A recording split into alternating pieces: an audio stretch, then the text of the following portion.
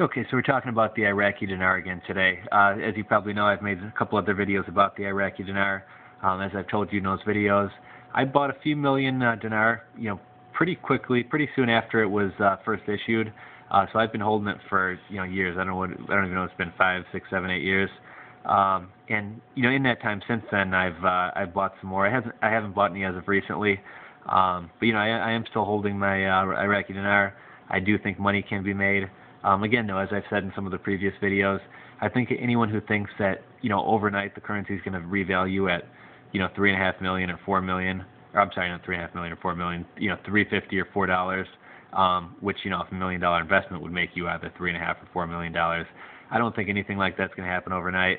I've gone over all the other reasons why I think that's going to happen. If you haven't heard those ideas from me, check out some of those videos. But I just really don't think you're going to have a 200,000% profit overnight off a risky long-term investment like this.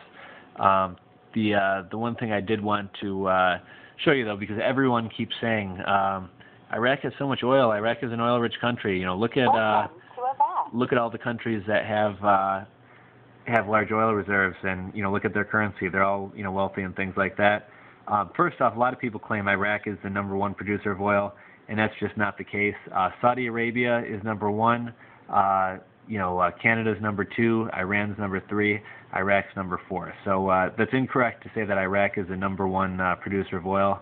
So I just wanted to point that out. The other thing, people seem to think just because you have oil, you're going to be a rich country. And look at Libya, Nigeria, Mexico, and Kazakhstan are number 9, 10, 11, and 12. Then we have Angola.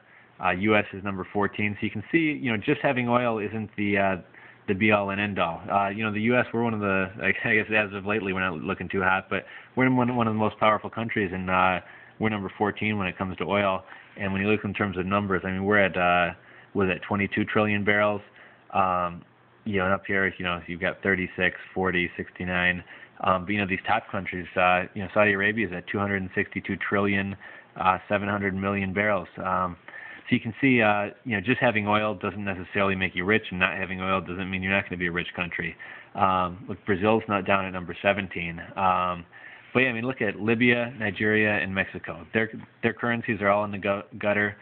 They don't have stable governments. They don't have, healthy economies.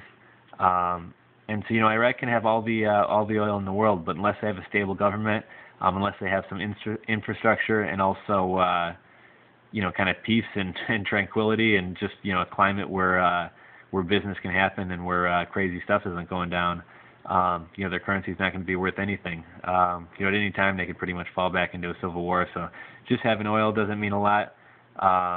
It does kind of set the stage for them to turn their economy around if some other factors play out. But yeah, just having oil does not mean you're going to become a millionaire overnight off your $800 investment. And this is just another. Oh, and I also just wanted to point out that Iraq is not the #1 producer of oil, as a lot of people like to claim and use as backing for the reason why, why their $800 investment is going to make them a $4 million man overnight. So yeah, I'll be back with some more videos. I got some more points I wanted to throw out there. Like I said, I'm not saying Iraqi Dinar is a scam. I'm not saying money can't be made, but money can be made in a normal way, like with other currencies.